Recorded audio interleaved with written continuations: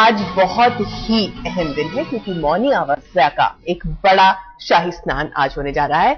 महानिर्वाणी अखाड़ा शुरुआत करेगा इस शाही स्नान की और एक बड़ा आकर्षण जो हर साल कुंभ में होता है, नागा साधुओं का स्नान, वो भी देखने का मौका तमाम उन लोगों को मिलेगा जो न सिर्फ आस्था की डुबकी लगाने पहुंचे हैं बल्कि ये भी देखने पहुंचे हैं कि कितने किस्म के रंग कुंभ के इस एक मेले में सज जाते हैं। ये 4 तस्वीरें हैं जो हम आपको दिखा रहे हैं कुंभ के मेले की, और इन्हें देखकर आप समझ सकते हैं कि भक्ति और श्रद्धा का कैसा सैलाब यहां उमड़ आया है। और आज क्योंकि स्नान का दिन है, वो भी एक बड़ा स्नान, इसलिए लोगों की भीड़ सुबह से ही जुटना शुरू हो गई है।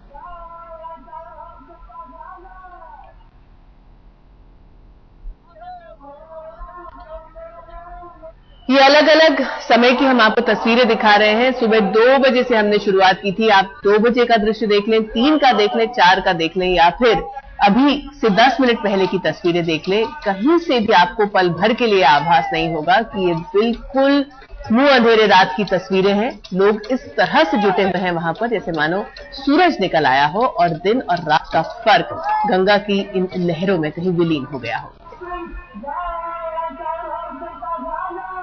दरअसल बड़े स्नान का ये दिन है, बहुत अहम दिन है, बहुत महत्व आज का दिन रखता है। इसीलिए जो तमाम श्रद्धालु इलाहाबाद पहुंचे हैं, कुंभ में हिस्सा लेने के लिए आए हैं, वो बिल्कुल नहीं चाहते कि इस दिन को वो एक पल के लिए भी छोड़े या कोई भी ऐसी चीज हो जिसका हिस्सा बनने से वो वंचित रह जाए।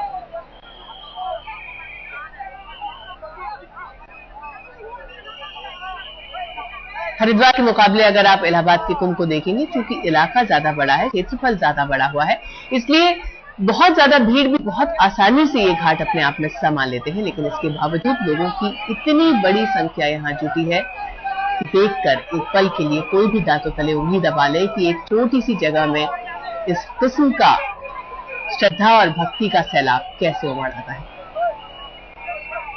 सुबह सुबह की तस्वीरें हैं। देखिए, सूरज के दूर दूर तक अभी दर्शन नहीं हुए हैं,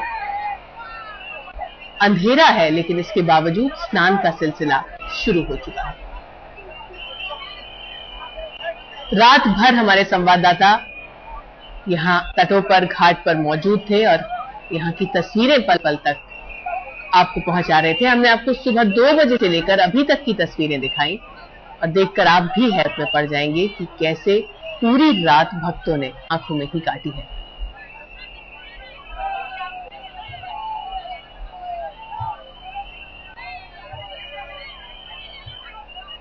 सुबह 5:15 से अखाड़ों की शाही सवारी पवित्र स्नान के लिए निकलना शुरू होगी और ये सिलसिला शाम 5 बजे तक जारी रहेगा। एक एक करके सभी 9 अखाड़े के साधु संत गंगा यमुना के अलग अलग घाटों पर जाकर पवित्र स्नान करेंगे। आपको बता दें कि सबसे पहले महानिर्वाणी अखाड़े का पवित्र स्नान है, उसके बाद बारी आएगी निरंजनी अखाड़े की, फिर जूना, निर्मोही और आखिर में निर्मल पंचायती अखाड़ा यहाँ पहुंचेगा। यहाँ के साधु मौनी अमावस्या के शाही स्नान की डुबकी लगाने के लिए आएंगे। अखाड़ों के अलावा देश भर से आए श्रद्धालु भी इस पवित्र स्नान का आज हिस्सा बनेंगे। अनुमान तो ये है कि करीब 3 करोड़ लोग गंगा यमुना के संगम पर 6000 एकड़ कुंभ क्षेत्र में फैले 25 घाटों पर आस्था की डुबकी लगाएंगे।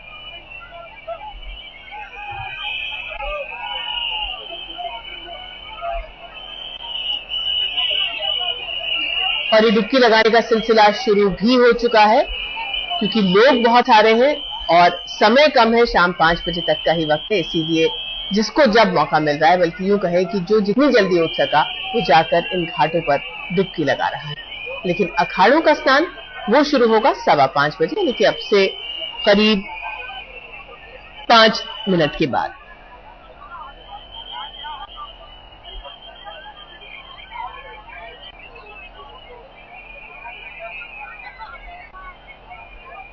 चलिए, तस्वीरें हमने आपको बहुत दिखा दी, लेकिन अब चलते हैं दिखाते हैं उन चेहरों को जो इन तस्वीरों को आप तक पहुंचा रहे हैं। हमारे साथ जुड़ रहे हैं हमारे 2 संवाददाता प्रतीक त्रिवेदी और संजय शर्मा। ये दोनों हमारे साथ लाइव रहेंगे, हमको वहां की तस्वीरें पल पल की दिखाएंगे और साथ ही साथ स्टूडियो में भी 3 बेहद खास मेहमान हमारे साथ जुड़े हैं। आचार्य रविंद्र नागर जी हमारे साथ हैं, राजकुमार शास्त्री जी हमारे साथ हैं और साथ ही साथ सुरेश कौशल जी हमारे साथ हैं। हम इन तीनों से कुंभ के महत्व पर भी बात करेंगे। अगर किसी किस्म का संकट है, कोई उपाय, कोई निदान आज के दिन हो सकता है, क्योंकि आज का मौका बहुत खास है, तो वो ये तीनों हमको बताएंगे और साथ ही साथ इन अद्भुत तस्वीरों को हम तक पहुंचाएंगे हमारे दोनों संवाददाता प्रतीक और संजय।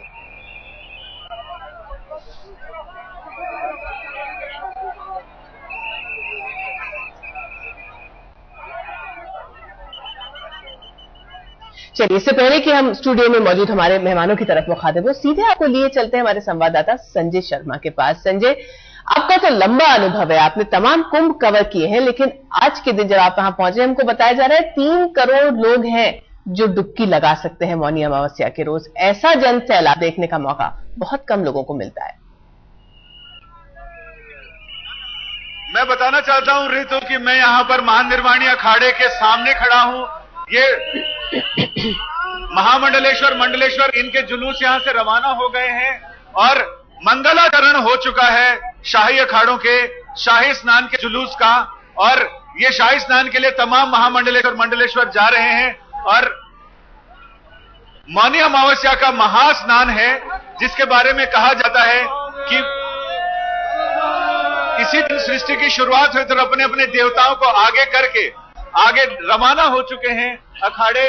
और बस अब लोगों को इंतजार है, ये धर्म ध्वजाएं आप देख सकते हैं कि दोनों अखाड़ों की धर्म ध्वजाएं यहां पर लग गई हैं और साथ में आगे आगे भाले चल रहे हैं, दिग्विजयी भाले, जिनके बारे में कहा जाता है कि शंकराचार्य जी ने इन भालों को देवता के रूप में पूजा करने की बात कही थी। और जैसे ही वो भाले आगे आएंगे, इसके साथ ही नागा सन्यासियों का जुलूस होगा और सब लोग हर हर महादेव के नारे लगाते हुए रवाना होते हैं संगम तट की ओर शाही स्नान के लिए, जिसका इन्होंने 12 वर्ष तक इंतजार किया है। ऐसे योग के आने का जो कहा जाता है कि जब समुद्र मंथन से अमृत का कुंभ निकला था, उस समय जहां 4 जगहों पर वो रखा गया, उस समय बृहस्पति, सूर्य और चंद्रमा की जो स्थिति थी, वही स्थिति जब दोबारा आती है तब कुंभ का महायोग बनता है। और जो प्रयाग का महाकुंभ है, उसका योग ये बनता है कि जब बृहस्पति वृषभ राशि में आते हैं, सूर्य और चंद्रमा मकर राशि में होते हैं और मौनी अमावस्या जब आती है, उस समय महाकुंभ का महायोग परिपूर्ण होता है। और यही वजह है कि जी, बृहस्पति एक राशि में रहते हैं और वृष राशि में आने में उन्हें 12 साल लगते हैं। और यही वजह है कि जब वापस बृहस्पति 12 साल में यहां वृष राशि में आए हैं और तभी शुरू हुआ है महाकुंभ का महायोग। और आज मौनी अमावस्या है, इसके बारे में कहा जाता है कि मौनी अमावस्या पर ऐसे भी गंगा स्नान, त्रिवेणी संगम में डुबकी लगाने का। जी संजय, हम आपको कुछ पल के लिए रोक रहे हैं। दरअसल आपकी दिक्कत हम समझ रहे हैं, वहां पर भीड़ इतनी ज्यादा है कि कुछ तकनीकी दिक्कतें आ ही रही हैं, धक्का-मुक्की इतनी ज्यादा है कि कई बार या तो आवाज नहीं पहुंच रही है संजय की, या तस्वीरें नहीं पहुंच पा रही हैं। लेकिन जो तस्वीरें उन्होंने दिखाई, ये वो तस्वीरें हैं जिनका इंतजार लोगों को 12-12 साल रहता है। हम प्रतीक, हमारे दूसरे संवाददाता जो वहां मौजूद है, उनके पास लिए चलते हैं आपको। प्रतीक, एक तरफ अखाड़ों का स्थान है और दूसरी तरफ वो जन सैलाब जो इतने लंबे इंतजार के बाद फिर इस बहुत ही पवित्र मौके पर गंगा में डुबकी लगाने के लिए पहुंचा है। आपने क्या देखा रात भर? तस्वीरें तो बता रही थी कि रातें बिल्कुल आंख में गुजरी हैं। जी, और बीतनी भी चाहिए, क्योंकि ये दृश्य बार बार नहीं आते हैं। ये दृश्य वो ऐतिहासिक दृश्य है, ये उस महान संस्कृति के दृश्य है जो कहता है कि असतो मां ज्योतिर्गमि है। आज अमावस्या की रात है, लेकिन ये बात है ज्योतिर की, जो उस प्रकाश की तरफ ले चलने की बात है जो आज यहाँ पे साकार है।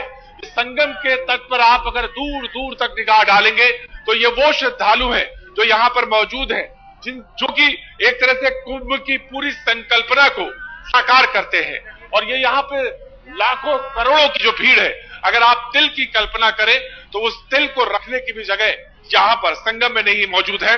और यहाँ पे ठीक मेरे बाएं हाथ पे, यहाँ से जो बिल्कुल पीछे का स्थिति है, यहाँ पे संगम है और यहाँ पे ही सारे साधु यहाँ पे स्नान करेंगे। ठीक मेरे बिल्कुल बाएं हाथ पर जो एक खगोलीय गणना है जिसका जिक्र संजय कर रहे थे, उस खगोलीय गणना के अनुसार यानी चंद्रमा, बृहस्पति और सूर्य की जो ये संकल्पना है, उसके आधार पर 12 वर्ष पे यहाँ पे कुंभ का पर्व बनता है। लेकिन कुंभ जो प्रयाग में होता है, प्रयाग में, क्योंकि ये प्रयाग राज है, यहाँ पे सारे जितने भी देवता है, 33,000 करोड़ देवता वो यहाँ पर मौजूद है और ये कहा जाता है सूक्ष्म रूप में मौजूद है और वो यहाँ पे साक्षी है उस स्नान के। मौनी अमावस्या के स्नान का सबसे बड़ा महत्वपूर्ण ये है, प्रयाग में ये 3 चरणों में पूरा होता है। पहला जो कि अभी 14 जनवरी का स्नान हुआ मकर संक्रांति का, आज वो पूर्ण योग है, यानी महाकुंभ का वो पूर्ण योग आज बनता है मौनी अमावस्या का। और तीसरा जो कि शाही स्नान होगा वसंत पंचमी का। तो ये 3 चरणों में स्नान होता है और ये 3 चरण पूरे होते हैं कुंभ के। तो यहाँ पर आज मौनी अमावस्या का जो स्नान है, जैसा मैंने पहले कहा कि अमावस्या की रात है, लेकिन यहाँ पर एक प्रकाश है और वो प्रकाश है जो आस्था का, जिसका आप जिक्र कर रही थी बार बार, वो आस्था का जो प्रकाश यहाँ पर है उसमें करोड़ों करोड़ों लोग आज डुबकी लगा रहे हैं। जी हाँ प्रतीक, एक अनुमान है कि 3 से 4 करोड़ लोग आज डुबकी लगा सकते हैं। आपके पास और संजय के पास हम लौटते रहेंगे बार बार इन तस्वीरों के लिए भी, लेकिन इन तस्वीरों को समझने के लिए हमने 3 बहुत विद्वान और बहुत खास मेहमानों को स्टूडियो में बुलाया। नागर जी, आपसे शुरुआत करना चाहती हूँ, आप हमें आज के दिन के महत्व के बारे में बताइए, क्यों इतनी बड़ी भीड़ आज पहुंची है स्नान के लिए? ऋतुबेन, क्या है कि आज जैसे अभी बताया गया कि आपने खुद भी कहा कि यहाँ हरिद्वार से अधिक भीड़ होती है, तीर्थराज इसका नाम है और यहाँ बहुत ही दुर्लभ योग होता है, खगोलीय घटना होती है। सूर्य, चंद्रमा और बृहस्पति अमुक अमुक राशि पर आ जाते हैं, तो खगोलीय घटना के साथ ये जो घटना घट रही है, ऐसी घटना भी घटती है कि ये मध्य का स्नान है। जैसे बताया गया कि मकर संक्रांति, आज मौनी अमावस्या, फिर उसका वसंत पंचमी, तो मध्य का स्नान, मध्य बहुत बड़ा होता है। मध्य का स्थान बहुत विशाल स्थान है। और मैं आपको निवेदन कर दूं, प्रातःकाल जब सूर्योदय नहीं होता उसके पहले पानी थोड़ा गर्म होता है ऋतुबेन, और सूर्योदय जैसे होगा पानी बहुत ठंडा हो जाएगा, पानी ठंडक आ जाएगी उसमें। इसलिए प्रातःकाल लोग चाहते हैं, नागा साधु हमारे जो हैं प्रातःकाल, और आज से पंचक भी शुरू हो रहा है, इसका मतलब आज जो स्नान करेगा 5 बार स्नान करेगा, ऐसे मानते हैं। और बहुत ही पवित्र पुण्य दिन है। मौन रखने, मौने न कलहो नास्ति, अगर जो न जा पाए, जो वहां न पहुंच पाते हैं, तो लिखा है शास्त्रों में, गंगा गंगेति यो ब्रूयात योजना नाम शतैरपि सर्व पापा विनिर्मुक्त विष्णु लोकम स गच्छति। जो लोग भी अगर वहां नहीं जा पाए, घर में बैठकर गंगा गंगा स्मरण करें 7 बार, 3 बार, 5 बार और स्नान कर लें तो उनको वही पुण्य मिलेगा। इसलिए आज बहुत पवित्र दिन है, पुण्य दिन है, मौनी अमावस्या का, मध्य का स्नान है। आज जाकर के हर व्यक्ति की इच्छा है कि आगे स्नान गंगा में डुबकी ले ले। गंगा जो है वो पवित्र माँ के समान है, तो माँ के उसमें निर्वस्त्र जाते हैं जो लोग, हमारे साधु लोग, मतलब सब आडंबर छोड़ करके जाएं माँ के पास, तो बिना आडंबर के जाना चाहिए, कुछ दिखावा ना हो। इसलिए बहुत पवित्र दिन है, पुण्य दिन है। आज का रविवार भी है, ऐसे भी अच्छे दिन है, सूर्य का दिन है, तो आज स्नान करके लोग पुण्य प्राप्त करना चाहते हैं और पुण्य प्राप्त कर रहे हैं। जी शास्त्री जी, बहुत अहम बात बताई नागर जी ने, उन लोगों के लिए भी बता दिया जो वहां नहीं पहुंच पाएंगे, लेकिन जो पहुंचे हैं वहां पर, क्या स्नान के लिए कोई खास विधि होती है? गंगा तरंग रमणीय जटा कलापम गौरी निरंतर विभूषित वाम भागम नारायण प्रिय अनंग मदापहारम वाराणसी पुरपतिम भज विश्वनाथम। देखिए, स्नान तो व्यक्ति सभी करते हैं, अपने घर में भी करते हैं, अन्य तीर्थों में भी। अन्य क्षेत्रम कृतम पापम तीर्थ क्षेत्रम विनश्यति। तीर्थ में स्नान का एक अपना अलग ही महत्व होता है। मनुष्य के द्वारा जान में अनजान में अगर कोई भी अपराध, जो 5 प्रकार के अपराध रात दिन लोग करते हैं, ये सभी अपराध केवल तीर्थ में जाने मात्र से ही इनसे मुक्ति मिल जाती है। सबसे बड़ी बात मैं आपको बतला दूं, ये तीर्थराज प्रयाग है। तीर्थराज क्या है, इस बात को समझें। इस पूरे धरती में 60,000 तीर्थ हैं और पूरे जीवन में मनुष्य जन्म से लेकर के मृत्यु पर्यंत ही नहीं, 10 और जन्म ले ले तो भी 60,000 तीर्थों की यात्रा वो नहीं कर सकता है, न उनका सबको नाम ही मालूम है। तो लेकिन यहां जब ये जो ग्रह योग बनते हैं, जिस प्रकार से 4 ग्रहों के योग की बात आप कर रहे थे, सूर्य भगवान, सूर्य, चंद्रमा, बृहस्पति और शनिदेव, ये 4 ग्रह योगों के से जब ये महाकुंभ का पर्व आरंभ होता है, उस समय 60,000 तीर्थ ये प्रयाग में आकर के निवास करते हैं। और जो व्यक्ति यहां पर जाकर के स्नान कर लेता है, तो जो 10 जन्म में भी जो काम नहीं कर सकता, वो केवल प्रयागराज में जाकर के स्नान करने 60,000 तीर्थों में उसका स्नान हो जाता है। तो इसलिए पूरे जीवन भर में जो पुण्य कार्य नहीं साधन हो सकता, वो केवल एक बार प्रयागराज के महाकुंभ में स्नान करने से लाभ प्राप्त होता है। जी, ग्रहों के योग की आप बात कर रहे हैं और इन ग्रहों की चालों को समझने में पारंगत आपको हासिल है सुरेश कौशल जी। ये जो आज के दिन योग बन रहा है, कुल मिलाकर अगर हम इसको देखें तो एक आम आदमी के जीवन पर ये कितना प्रभाव डालता है? देखिए, आज जो प्रयाग में स्नान करेंगे उनके जीवन का ये सिर्फ एक दिन होगा, क्योंकि याद रखें 18वीं शताब्दी के बाद 21 जनवरी 1776 को इस प्रकार को भाया था, जिस दिन रविवार था, जिस दिन श्रावण नक्षत्र सुबह पड़ा था, जिस दिन व्यातिपात योग, अर्धोदय योग जो बोलते हैं उस प्रकार का योग, ये 237 वर्ष के उपरांत पड़ रहा है। 21 जनवरी 1776 को रविवार के दिन ये योग पड़ा था, जिस दिन कुंभ था। अब उस दिन कितने लोग थे कुछ नहीं कहा जा सकता, परंतु तो इतना महत्वपूर्ण योग। और सबसे बड़ी बात यह है, ये अमावस्या नहीं है, ये माघी अमावस्या नहीं है, क्योंकि रोशनी से जुड़े 3 ग्रह सूर्य, चंद्र और शुक्र तीनों इकट्ठे हैं। 3 ग्रह नहीं, आज शुक्र भी साथ में है अमावस्या में, चंद्रमा और सूर्य के साथ में शुक्र भी है, तो उसका और देवता बृहस्पति की दृष्टि पड़ रही है। तो आपके ऊपर जो 2 ग्रह हैं, बृहस्पति उनका आशीर्वाद, जो शुक्र उनका आशीर्वाद। अमावस्या का लाभ क्या हुआ करता है? अमावस्या का लाभ ये होता है कि मन शांत हो जाता है, आत्मा प्रबल हुआ करती है। सूर्य के देव आत्मा प्रबल है, आत्मा जो सूर्य के देव है वो प्रबल है, और शुक्र जो भगवान कृष्ण का रूप है, और दशावतार जब प्रयागराज में आते हैं, प्रयाग जो है भगवान कृष्ण का मुख्य स्थल है, वो साथ में यहाँ पे है। इस राशि में उनका भी आशीर्वाद है, बृहस्पति की दृष्टि पड़ रही है, और बृहस्पति जो है अत्यधिक ऊर्जावान है, क्योंकि बृहस्पति आज के दिन में कम से कम भी 6 ऐसे ग्रह परिवर्तन होंगे जो कि जीवन में लगभग कभी नहीं आएंगे। आज जैसे जिस प्रकार शुक्र, चंद्र और सूर्य एक राशि में, बृहस्पति का योग, दोपहर के उपरांत जो है गजकेसरी योग का निर्माण होने जा रहा है, चंद्र मंगल योग का 4:44 के उपरांत। इतने शुभ योग जो है, जैसे मनुष्य जो है कतारों में लग के पहले एक अखाड़े के लोगों, फिर दूसरे अखाड़े के लोग, उसी प्रकार लगता है देवताओं को भी लाइन लगानी पड़ जाएगी। इतने शुभ ग्रह स्थिति का निर्माण आज के दिन हो रहा है, इसलिए आज जो स्नान करें। सबसे मुख्य बात एक और क्या है, जी सुबह लगभग 5:20 तक प्रयाग में धनु राशि का लगन चल रहा है, धनु लगन चल रहा है, वो काल पुरुष में धर्म की राशि है। लोग जो स्नान करेंगे एक प्रकार से मोक्ष की प्राप्ति कर रहे हैं। उसके बाद ये माघ का कुंभ है, माघ की अमावस्या है, और मकर राशि का प्रवेश होने जा रहा है 5:20 के लगभग, जो है पूरे उत्तर भारत में गंगा यमुना इत्यादि में उसका प्रवेश होने जा रहा है। और उसके उपरांत लगभग 8 बजे के उपरांत जो है कुंभ राशि आ रही है, कुंभ लगन आ रहा है। तो मकर और कुंभ लगन भी आ जाए, जिनका स्वामी शनि अपने आप में उच्च है। और इस प्रकार की स्थिति आपको जीवन में, अपने जीवन में जीवित मनुष्य को जो पहले 100 साल में आए हैं, आने वाले 100 साल में, क्योंकि 1776 के बाद ये ग्रह स्थिति आई ही नहीं है। इसलिए आज अमावस्या नहीं है, आज अत्यधिक प्रबल दिन है, जिसमें भगवान कृष्ण, भगवान शंकर, और जब शनि की राशि में सूर्य चंद्र होंगे तो समझिए भगवान शंकर। चंद्र जो है वो गंगा है, यमुना जो है वो सूर्य है, और सरस्वती शुक्र है। यानी तीनों जो नदियां हैं वो इन ग्रहों के रूप में, सरस्वती कही गई है लुप्त है, परंतु जब शुक्र होंगे तो लुप्त नहीं है, आशीर्वाद ने सरस्वती भी पहुंचेंगे। इस प्रकार की ग्रह स्थिति का निर्माण जीवन में कभी कभार देखने को मिलता है, हमें कभी नहीं मिलेगा। वो लोग भाग्यशाली हैं जो आज इस ग्रह स्थिति में वहां पर स्नान कर रहे हैं। जी हाँ, और साथ ही साथ हम बता दें कि वो लोग जो शायद इन बातों पर उतना यकीन ना भी करते हो, जो शायद आस्था से जुड़ी चीजों से खुद को दूर भी रखते हो, लेकिन कुंभ के वक्त एक चीज से वो नहीं बच पाते, और वो होता है इन अखाड़ों की शाही सवारी का नजारा। क्योंकि यह अपने आप में इतना खूबसूरत दृश्य होता है और इतनी सारी चीजें समेटे होता है कि बहुत सारे लोग सिर्फ इन अखाड़ों की सवारियां देखने के लिए यहां पहुंचते हैं। महानिर्वाणी अखाड़े की सवारी कूच कर चुकी है घाट की तरफ स्नान के लिए। चलिए अब आपको पहले जल्दी से ये दिखा दें कि आज सुबह 5:15 बजे से अखाड़ों की जो सवारी का सिलसिला शुरू हुआ वो दिन भर किस तरह से आगे बढ़ेगा। 9 के 9 अखाड़े आज स्नान करने वाले हैं। महानिर्वाणी अखाड़ा पहला अखाड़ा जो स्नान करेगा सुबह 6:15 बजे तक ये स्नान हो जाना चाहिए, क्योंकि 5:15 बजे उनकी सवारी निकल चुकी थी। निरंजनी अखाड़े का स्नान होगा 7:05 पर। जूना अखाड़े का स्नान होगा सुबह 8 बजे,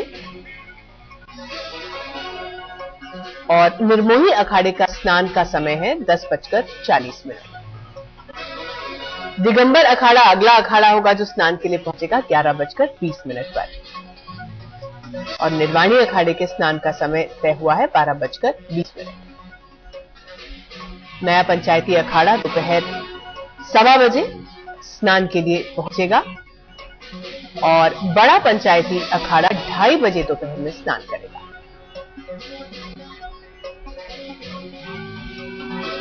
निर्मल पंचायती अखाड़े का स्नान होगा दोपहर 3:40 पर। आपको बता दें ये सब स्नान के समय है, लेकिन इन शाही इनकी जो शाही सवारियां हैं इन अखाड़ों की, वो बहुत पहले से निकल जाती है और अच्छा खासा वक्त ये लोग अपने अखाड़े से लेकर गंगा के तट तक पहुंचने में लेते हैं। और उस दौरान बहुत सारे श्रद्धालु ऐसे हैं जो सिर्फ इन दृश्यों को देखने के लिए, इन तस्वीरों को देखने के लिए वहां लाइन लगाकर खड़े होते हैं और एक के बाद एक इन अखाड़ों का स्नान चलता जाता है। शाम 5 बजे तक आज स्नान होना है। हालांकि बहुत सारे लोग ऐसे हैं जो 5 बजे के बाद भी स्नान करते हैं, क्योंकि अगर 3 करोड़ लोग एक साथ एक जगह पर एकत्रित होंगे तो आप समझ सकते हैं कि कितना वक्त इसमें लग जाता है।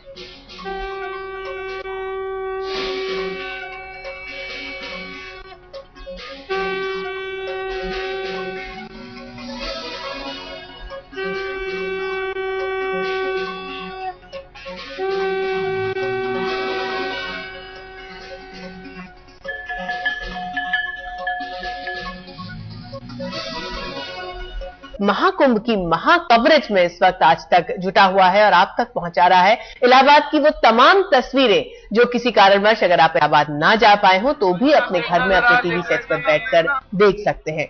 ये रात भर जो हमारे कैमरास ने, जो हमारे रिपोर्टर्स ने देखा, उसकी तस्वीरें आपके सामने हमने रखी है। सुबह 2 बजे से लेकर लगभग 5 बजे तक किस तरह लोगों की भीड़ उमड़ती रही और शाही स्नान में हिस्सा लेने के लिए गंगा के तट पर पहुंचती रही, ये हम आपको दिखा रहे हैं इन 4 तस्वीरों के जरिए।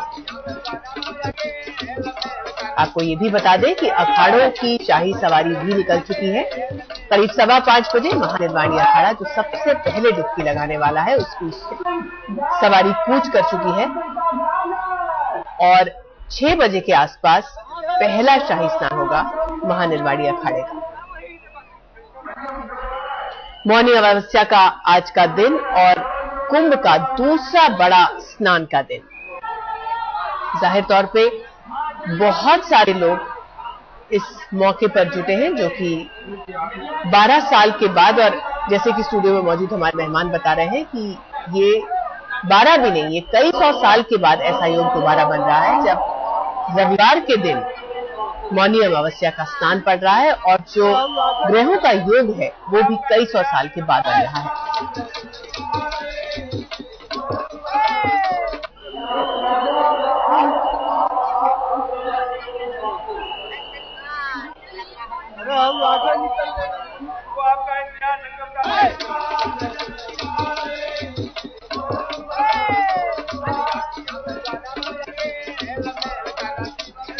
लोगों की भीड़ इतनी ज्यादा है तो जाहिर तौर पर सुरक्षा के इंतजाम भी उसी लिहाज से किए गए हैं।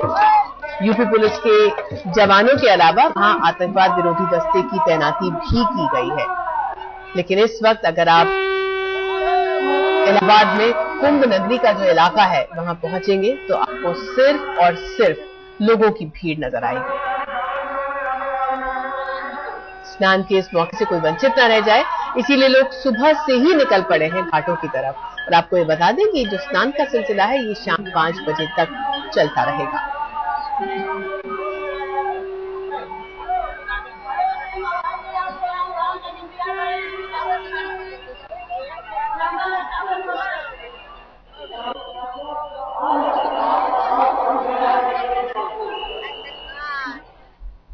हमने ये देखा कि अलग अलग अखाड़ों के लिए अलग अलग समय है जो निहित किया गया है। लेकिन नागर जी ये बताइए, क्या जो आम आदमी पहुंचता है, जो एक आम श्रद्धालु पहुंचता है, उसको भी कोई टाइम या कोई मुहूर्त देखकर स्नान करना चाहिए या फिर पूरा दिन शुभ है, कभी भी डुबकी लगा ले? जी ऋतुल, असल में तो ये हुआ कि जैसे निर्वाणा ये अखाड़ों के लिए तो समय निश्चित होता है, 20 मिनट का समय होता है उनके लिए, 20 मिनट सफाई के लिए होता है।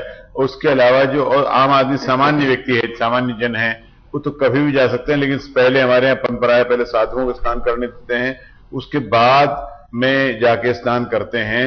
और डुबकी का अर्थ है अवगाहन। अवगाहन मतलब डुबकी लगाना, मतलब पूरब की ओर मुख करके 3 डुबकी लगाएं। आज पंचक प्रारंभ हो रहा था, 5 डुबकी लगा लें, एक भगवान के लिए, एक परिवार के लिए, एक मित्रों के लिए और 2 फिर अपने लिए, ऐसे 5 डुबकी लगा लें। ऐसा मानते हैं आज से पंचक भी प्रारंभ हो रहे हैं, तो आज जो स्नान करेंगे 5 बार स्नान करेंगे या 5 बार दर्शन करेंगे। और जैसे आपने बहुत अच्छा कहा कि प्रारंभ में जो इतना अच्छा सुंदर दृश्य है उसको देखने का भी पुण्य होता है। दर्शनात् पुण्यम, देखने से पुण्य की प्राप्ति होती है। जो लोग स्नान करने जा रहे हैं उनको देखें, उनको वंदन करें, प्रणाम करें, किसी प्रकार की आलोचना निंदा न करें। और मौनी अमावस्या का अर्थ है कि मौन रखें। जो लोग जा रहे हैं वो लोग भी, जो घर में है वो लोग भी कुछ समय मौन रखें तो अच्छा होगा। उपहार, इसमें शास्त्र में लिखा है, हमारे शास्त्र में, अत्र स्नानम दानम जपो होमः, 4 वस्तु करते हैं, स्नान करते हैं, दान करते हैं, जप करते हैं, होम करते हैं। इनसे ही पूरी हमें समृद्धि संपन्नता प्राप्त होती है। और जैसे आपने अभी बहुत अच्छा कहा, इस तरह का व्यापक प्रबंध जो वहां किए गए, प्रबंधों में भी किया गया है कि पहले साधु लोग स्नान कर लें। और हमारी भारतीय संस्कृति का मतलब बहन है आस्था, उत्साह, प्रेम, सद्भाव, दूसरे का आदर करना।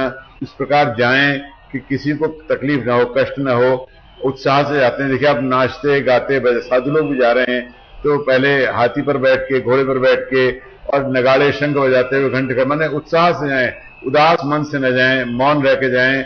और जो नगाड़े की ध्वनि है उसको सुने, मंत्र, वेद मंत्रोच्चारण, पहले मंगलाचरण किया गया, आपने सुना तो मंगलाचरण करें, स्वस्ति वाचन करें, भगवान का स्मरण करें। कोई अगर मंत्र याद ना हो तो कम से कम गायत्री मंत्र तो याद है, गायत्री मंत्र बोल दें तो बात बन जाती है। चलिए हम आपको सीधे लिए चलते हैं इलाहाबाद, जहां पर हमारे 2 संवाददाता इस वक्त मौजूद हैं, संजय शर्मा और प्रतीक। हम संजय जी आपके पास आ रहे हैं क्योंकि आपने हमको दिखाए थे दृश्य महानिर्वाणी अखाड़े के, जो कि कूच कर चुका है, लेकिन अभी भी घाट तक पहुंचने में और डुबकी लगाने में वक्त है। क्या आप हमें बता सकते हैं इस वक्त वहां का दृश्य क्या है?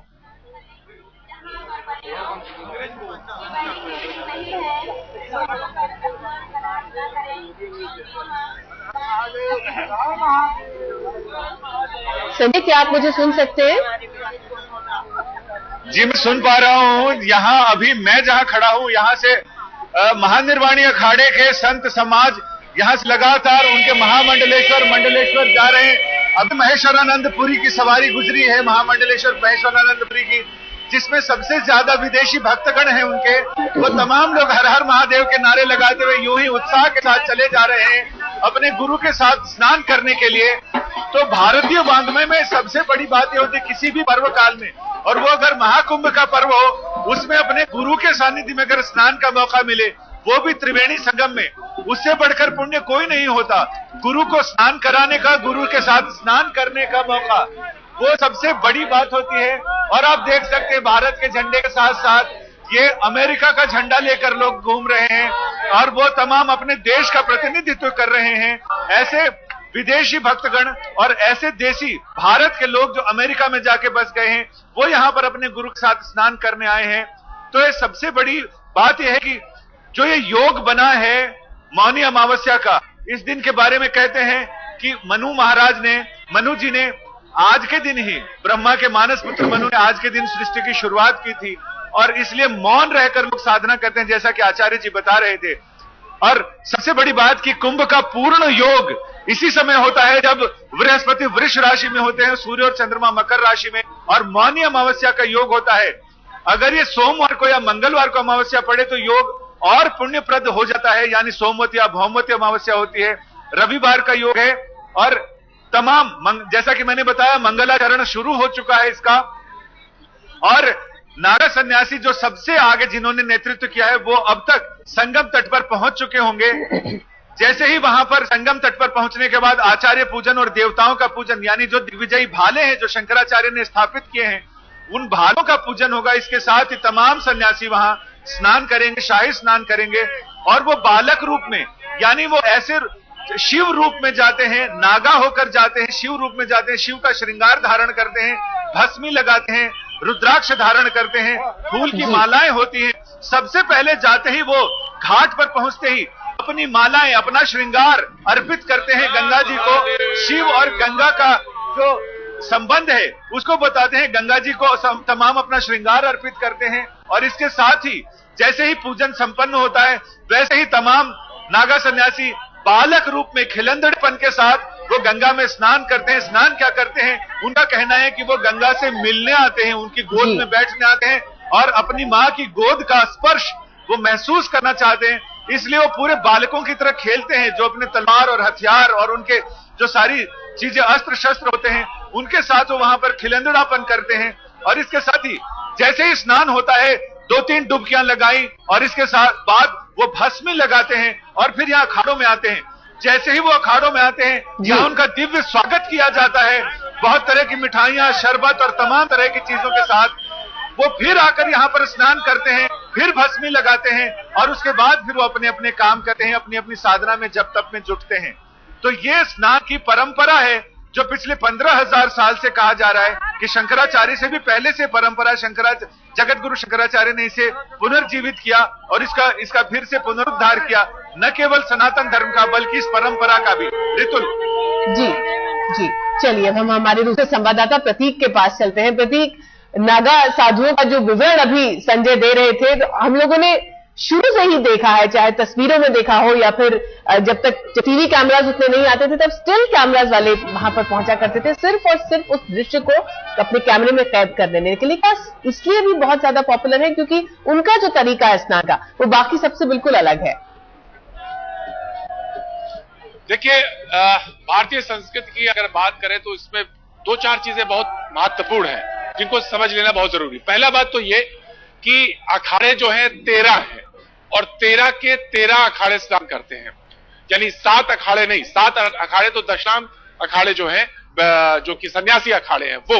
उसके बाद बैरागी, 3 बैरागी अखाड़े करेंगे स्नान, तो 7 3 10, और उसके बाद 2 उदासीन अखाड़े, और उसके बाद अंतिम जो है वो निर्मल अखाड़ा। ये 13 अखाड़े स्नान करेंगे। उसके बाद जो भारतीय संस्कृति का वांग्मय की बात जो हो रही थी, महत्वपूर्ण बात है कि ये कुंभ जो है सिर्फ कुंभ नहीं है, यहां पे सिर्फ संख्या इकट्ठा नहीं है, संख्या बल नहीं है। ये जो संख्या है इसका एक और घटक है और वो ये है कि ये जोड़ती है। तो एक पूरी भारतीय संस्कृति का एक, अगर आपको समागम देखना है कि कहीं कोई कर्नाटक का है, कहीं कोई एकदम उत्तर कश्मीर का, श्रीनगर का आपको यहाँ पे मिल जाएगा, जम्मू का आदमी मिल जाएगा, उत्तर पूर्व दक्षिण सारे लोग यहाँ पे मिलते हैं। तो ये एक वांग्मय है। दूसरी बात जिसका जिक्र आप बहुत पहले कर रही थी कि आखिर इतने लोग यहाँ पर इकट्ठा क्यों होते हैं, उसके बाद मैं आपके प्रश्न पे आऊंगा। उसका कारण एक बहुत महत्वपूर्ण कारण है ये कि जैसा कि भारतीय शास्त्र कहते हैं कि अगर 1,000 अश्वमेघ यज्ञ किए जाएं, 100 के करीब वाजपेयी यज्ञ किए जाएं, और उसके बाद 1,00,000 बार प्रदक्षिणा करी जाए पूरी पृथ्वी की, तो जितना पुण्य अर्जित होता है वो सिर्फ एक बार यहाँ पर डुबकी लगा लेने भर से होगा। तो आप सोचिए, जब ये संकल्पना है तो कोई ना कोई क्यों ना छोड़े कि वो यहाँ पर आए और स्नान करे। और जो अब आपने बात कही कि जो बिल्कुल एकदम तुरंत तौर पे अगर जोड़ती है कोई चीज, फौरी तौर पर कोई चीज जोड़ती है, तो वही आकर्षण क्या है? वो आकर्षण ये है कि सारे के सारे लोग यहाँ पर जो एक रोमांच होता है, वो एक भीड़ का तो रोमांच है, जो जनबल क्या है वो तो रोमांच है ही है, लेकिन जो तमाम देश दुनिया विदेश से, अभी मैं कुछ देर पहले इटली के एक डेलीगेशन से मिल रहा था जो कि वहां से आए, उसमें जर्नलिस्ट भी हैं, तमाम यूरोप के लोग, अमेरिका के लोग यहाँ पे मौजूद हैं। वो सिर्फ इस आकर्षण को देखना चाहते हैं, समझ बहुत सारी चीजें नहीं पाते क्योंकि संख्या देख के ही इतना ज्यादा एक मैग्नेट का उन्होंने शब्द का इस्तेमाल किया कि वो जो आपकी संस्कृत में एक मैग्नेट है, वो आकर्षण है, वो उन्हें खींचता है। लेकिन इस पूरी सनातनी परंपरा में समझने के लिए एक जीवन बहुत कम है, बहुत छोटा सा है। तो इसमें यहाँ पर वो सारी चीजें एक साथ एक जगह सम्मिलित मिलती है और शायद यही एक बहुत बड़ा आकर्षण है जो सारी दुनिया को खींचकर यहाँ पर इस घाट पर संगम पे ले आता है। और संगम के बारे में तो कहा गया है कि जो प्रयागराज की जिसका जिक्र आप कर रही थी कि वो सिर्फ एक बात ये नहीं है कि किसी एक दिन से आप उसको बांध सकते हैं, यहाँ तो प्रत्येक दिन बड़ा पुनीत है, पावन है, और यहाँ का स्नान तो अपने आप में बहुत महत्वपूर्ण है। लेकिन जैसा कि कुंभ हो और कुंभ के साथ अमावस्या हो जाए तो ये जो योग बनता है, ये योग बहुत महत्वपूर्ण है।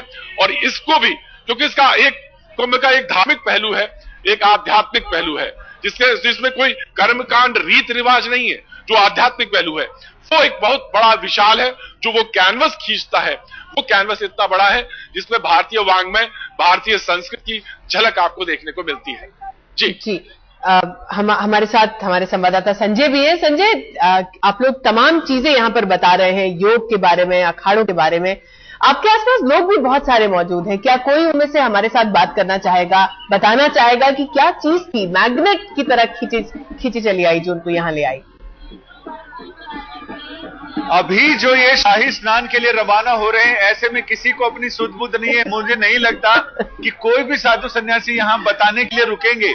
लेकिन जो हमारी सारे लोगों से बात हुई है, जो खगोलविदों से बात हुई, ज्योतिर्विदों से बात हुई, उनका यह कहना है कि आज अमावस्या है।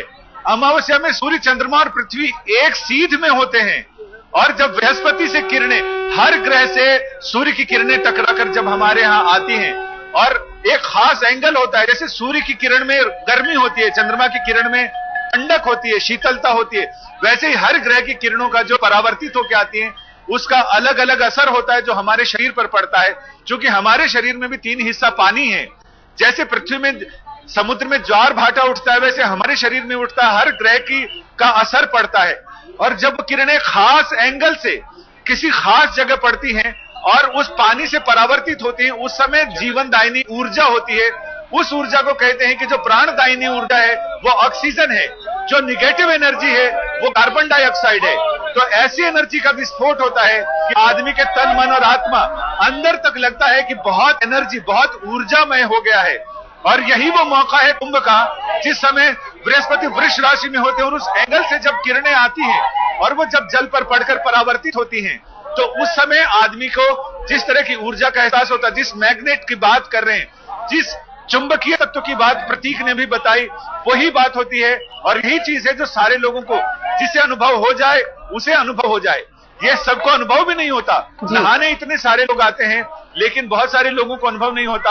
और जितने अखाड़े यहाँ गए, बहुत सारे सन्यासियों ने बड़ी राज की बात बताई जो हिमालय में कई बरसों तपस्या कर चुके हैं। उनका कहना है कि जब अखाड़े से सन्यासी निकलते हैं तो 1500-2000 होते हैं, लेकिन जब संगम तट पर पहुंचते हैं तो कहां से इतने सन्यासी आते हैं उनको खुद भी अंदाजा नहीं होता। 40 मिनट का समय कम पड़ जाता है और रेला पर रेला, जैसे फ्लड गेट खोल दिया गया हो, ऐसे सन्यासी, नागा सन्यासी आते हैं। इनका कहना है कि जो 36 करोड़ देवी देवता हैं, जो दिवंगत सन्यासी हैं, जो संत हैं, वो भी शरीर धारण करके यहाँ पर शाही स्नान का पुण्य लेने के लिए आते हैं और जनता को अपने दर्शन से पुण्य देने के लिए आते हैं। तो ये एक भारतीय अध्यात्म और भारतीय वांग्मय की एक बहुत बड़ी विशेषता है, एक ऐसा रहस्य है जिसे कोई नहीं खोल पाता। उसे सिर्फ यहाँ आने वाले लोग महसूस करते हैं, नहीं तो बिना किसी निमंत्रण के, बिना किसी पंचांग के कैसे करोड़ों लोगों को पता चल जाता है कि यहाँ कुंभ है और लोग अपने आप खींचे चले आते हैं।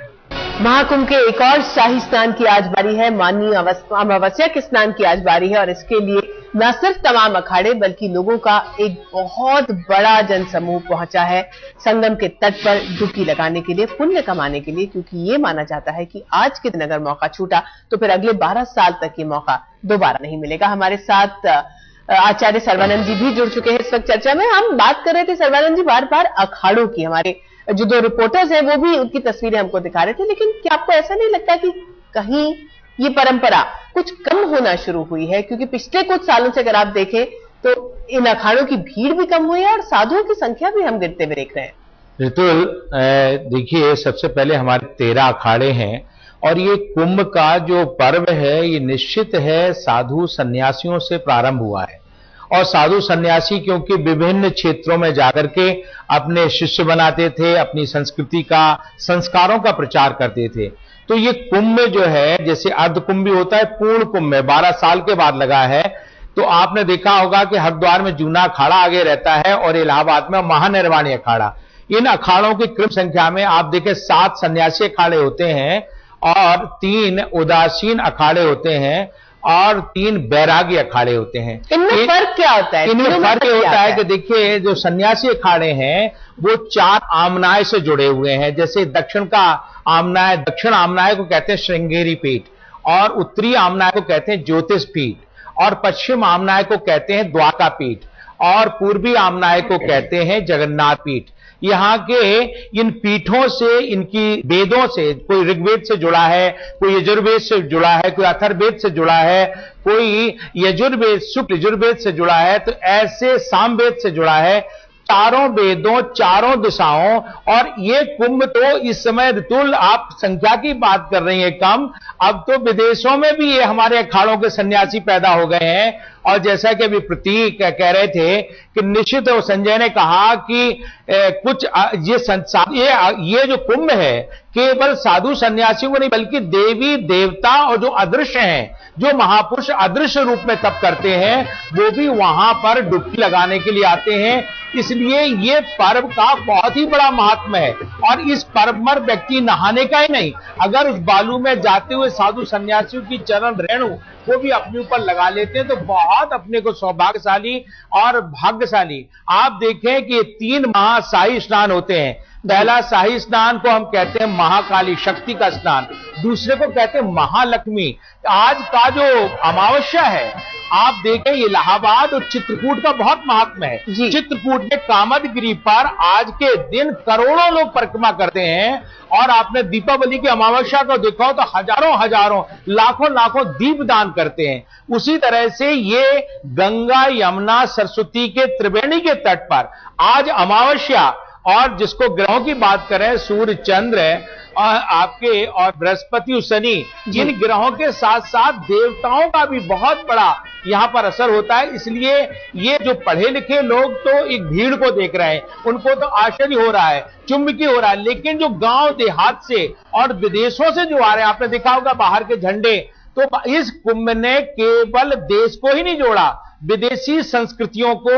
और एक बात शिक्षा आप देखें, बाहर की हार्वर्ड यूनिवर्सिटी और आपने स्टैनफोर्ड यूनिवर्सिटी, अमेरिका की 2 यूनिवर्सिटी, और इसके बाद यूके की, एक जर्मन की, 4 यूनिवर्सिटी के स्टूडेंट्स वहां आए हैं, और मैनेजमेंट को कैसे कि 3 करोड़ लोगों को किस तरह से उनकी व्यवस्था शौचालय की है, कैसे स्नान की है, कैसे खाने पीने की है, और कैसे कोई वायलेंस नहीं हो रहा है, इस तरह का वातावरण। तो नॉन वायलेंस का अगर कोई कहा जाए तो कुंभ महापर्व है। ये कुंभ महापर्व साधु सन्यासियों ने ये संदेश दे रहे हैं। यहां पर बीच में बड़ी भारी और भी चर्चाएं हुई हैं, लेकिन साधु सन्यासियों का एक ही संदेश है कि आप संस्कारवान बने, आप आचरणवान बने, आप दयावान बने, आप दूसरों के ऊपर उपकार करें, दूसरों की सहायता करें। और इसी इतने हुजूम में आप देख रहे होंगे जहां पर एक दूसरे को धक्का मुक्की होते हुए भी लोग कितने आपस में सौहार्द से, आनंद से, और जो हमारे साधु सन्यासी हैं वो भी एक मर्यादा में चल रहे हैं। ऐसा नहीं है कि नागा सन्यासी हैं तो खूब हड़ता करें, वहां कोई चिलम पी रहा हो, कुछ कर रहा हो। तो ये सब अपने जो इनके 17 श्रृंगार हैं नागाओं के, उन श्रृंगारों को प्रदर्शन करते हुए लोगों से कहते हैं कि प्रकृति के साथ रहो तुम। ये श्रृंगार जो बाहर की कृत्रिमता जब से आई है, तब से व्यक्तियों के अंदर बीमारी भी आई है। नागा सन्यासी हमारे यहां प्राकृतिक वातावरण का, नेचर का और आयुर्वेद का सबसे बड़ा उदाहरण है कि हम अपने शरीर में वही तत्व डालेंगे, हम अपने शरीर पर वही पहनेंगे, जिससे कि आज देखिए कितना ऑर्गेनिक फूड के ऊपर लोग डालाए थे बाहर के लोग। तो कुंभ केवल खाद्य के लिए नहीं, कुंभ संस्कृतियों के लिए, पहनावे के लिए। ये साधु सन्यासी अपने आचरण से, ज्ञान से नहीं, यहाँ पर ज्ञान की बात नहीं, आचरण से। मैं आपको पल भर के लिए रोक रही हूं क्योंकि इससे बड़ा भारत का जो, जिसको कहते हैं भारत गुरुमय है, तो भारत का जो प्रतीक है, भारत की जो गरिमा है, भारत को जिस तरह से लोग देखते हैं, तो ये कुंभ दिखाता है कि भारत में एकता है, और एकता का सबसे बड़ा गुलदस्ता है कुंभ, जहां पर हर तरह का फ्लावर, हर तरह का फूल उस गुलदस्ते में महक रहा है, सुगंध दे रहा है, और आनंद की तरंगों से तरंगायत कर रहा है। जो तस्वीरें हम आपको दिखा रहे हैं इस वक्त, जो दर्शक अपने टीवी स्क्रीन पर देख पा रहे हैं, हम आपको बता दें कि ये महानिर्वाणी अखाड़े की तस्वीरें हैं, जो बिल्कुल तट के पास पहुंच चुका है। स्नान का वक्त उनका बस आने को ही है। 6:10 पर पहला स्नान था। हालांकि 5:15 बजे से ही इस अखाड़े की शाही सवारी कूच कर चुकी थी तट की तरफ, लेकिन अब स्नान का समय जैसे जैसे करीब आ रहा है, वैसे वैसे आप देख सकते हैं कि घाट पर, तट पर हलचल बढ़ती जा रही है, और लोगों की भीड़ बिल्कुल गंगा की लहरों की तरह इसी दिशा में बहती हुई चली आ रही है, ये देखने के लिए कि ये जो अद्भुत दृश्य होता है, जिसके लिए अभी उन्हें बहुत लंबा और इंतजार करना पड़ेगा, वो बिल्कुल उनकी आंखों के सामने होगा।